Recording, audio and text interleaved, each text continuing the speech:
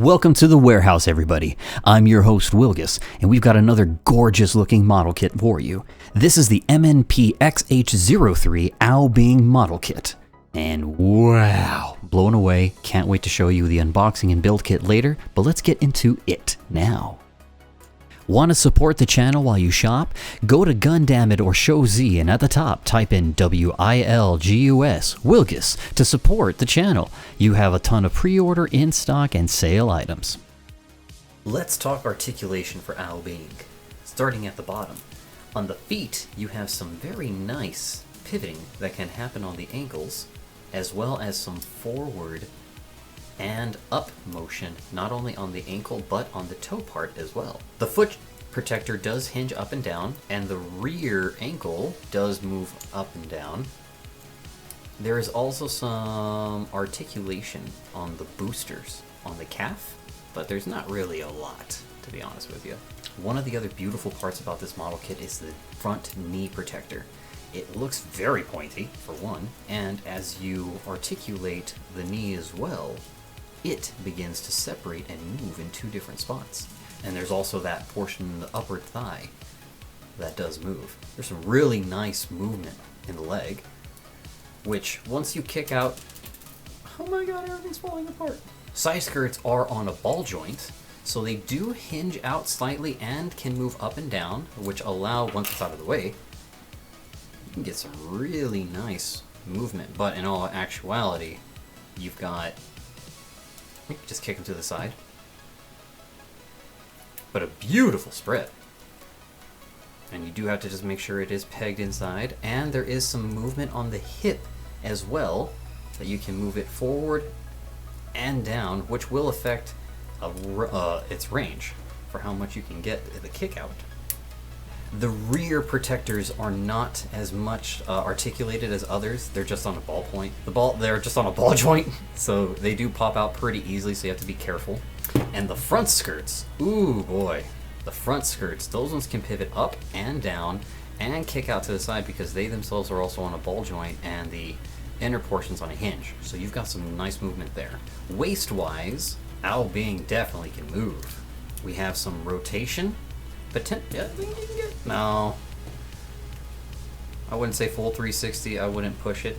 Owl Being can also go side to side and forward and back,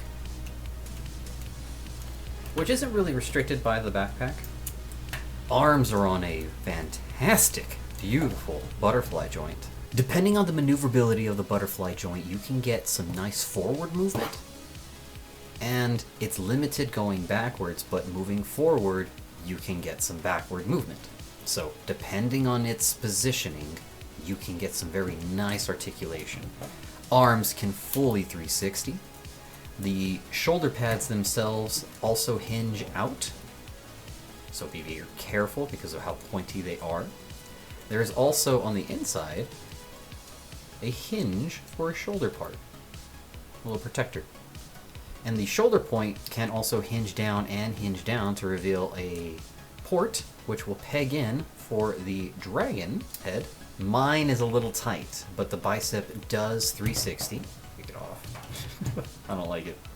I don't trust mine, so I had to maneuver it beforehand, but you can 360 the bicep, and you have a double bend on the elbow, which can range quite well. With the forearm protector coming off as well, you can increase the range of your outward movement. But more so it's kind of for the accessory where you can now be able to unpeg the wrist and slot in the dragon head. Using the included peg, you would put the cylinder portion into the dragon's head, ball joint into wrist, and so you have to remove the forearm in order for it to go there, but again, you've got plenty of cool looks on there, it doesn't need it. And I will say there's a little trick, just move the shoulder up, so that way you can push on the metal to get the arm joint back into the right joint. And you can see how having that dragon arm can really make the figure look stand out. So very nice. The head is on a ball joint, but The neck is also in a spot where it's on a ball joint, so it's a long, I think they call it a dumbbell, because it looks like a dumbbell. So ball joint, long stem, ball joint. So the neck can articulate, and with the head on a ball joint, you just plop it in,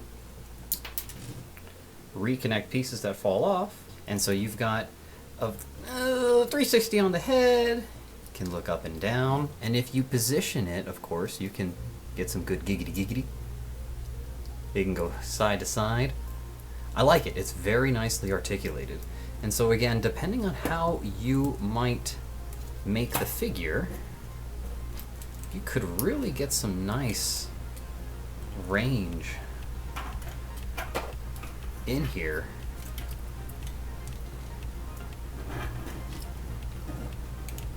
And really show off all sorts of positions.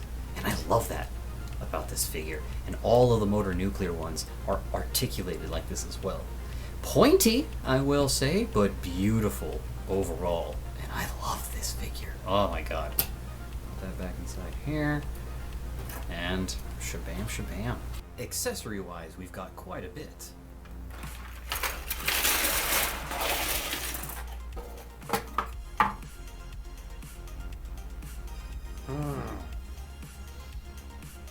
Accessory wise, there is a ton.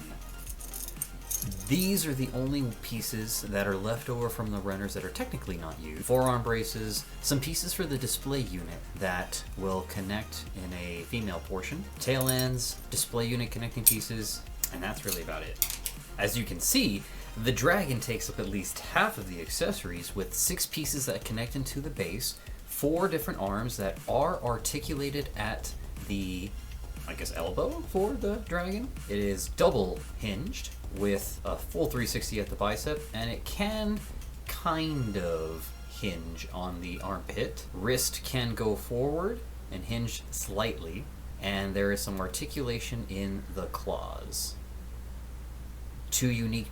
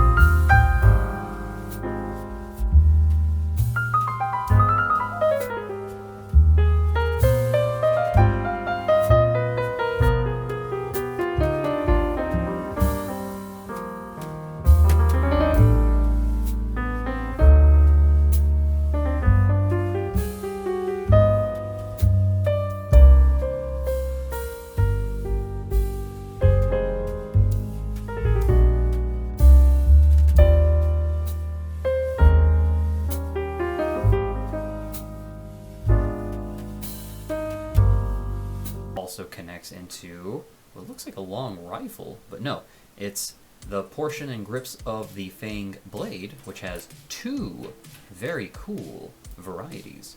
One single sharp, maybe one long looking bladed staff, like a halberd. I think this is more halberd, this might be a spear.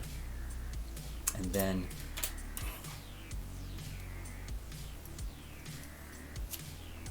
another blade for the staff.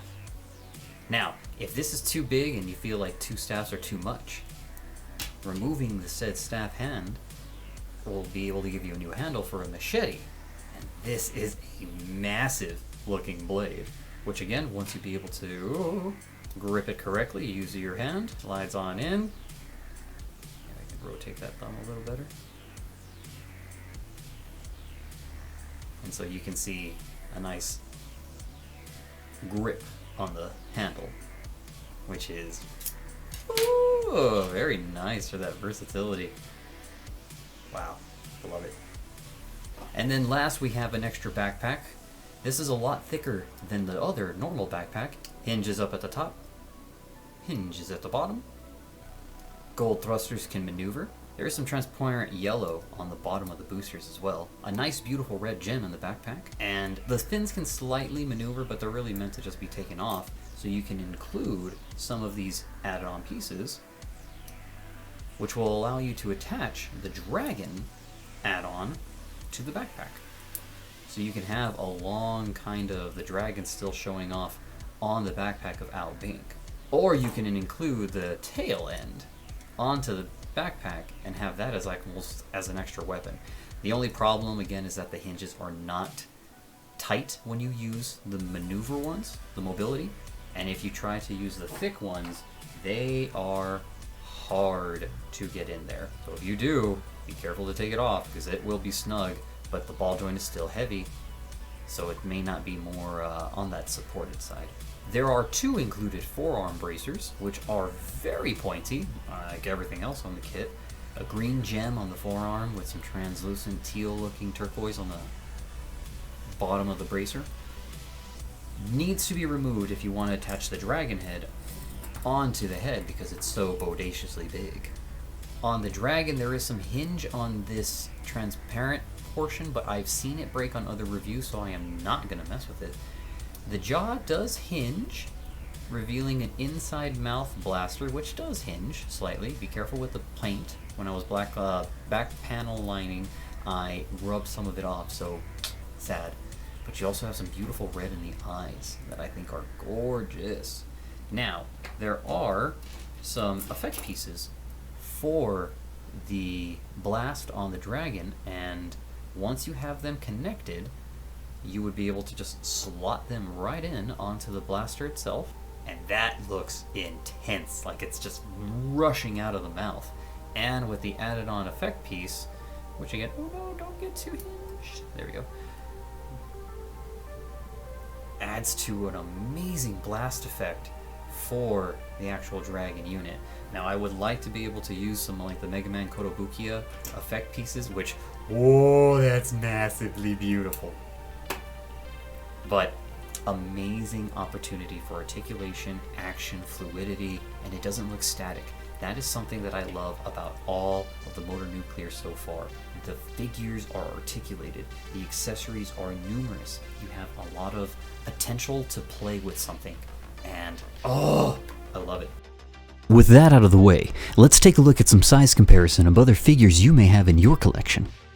Motor Nuclear Trainee, Kotobukiya Mega Man X0 and Exodia Figurized Standard Amplified, Bandai 1/44th Scale High Grade Gundam Wing, Master Grade 1/100th Scale Gundam Wing and Metal Composition Wing Gundam, Zoids Liger Zero Chokugen, the Zhao Workshop Oracle, King Toys Longyang Snarl, ZZA Blue Flame, King Toys Predaking, Zero G Studios Midnight Judge, MS General Greed, Magic Square Optimus Prime, Robot Paradise Soundwave, Thanks for sticking around and checking out the review. Now I'm going to show you how the unboxing looks like and the build process. As always, thanks again for dropping by the warehouse. Come for the curiosity and stay for the good times. Hit that like and subscribe button, and thank you again so much for dropping on by. Let's see how Ao Bing got to be so bling bling.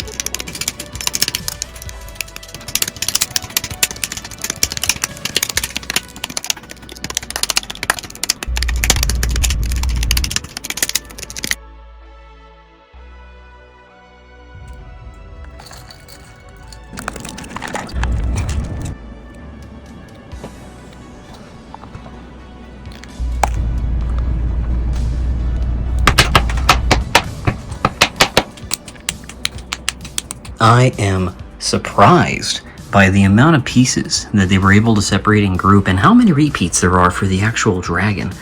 Cannot wait to panel line it and get this looking in one piece.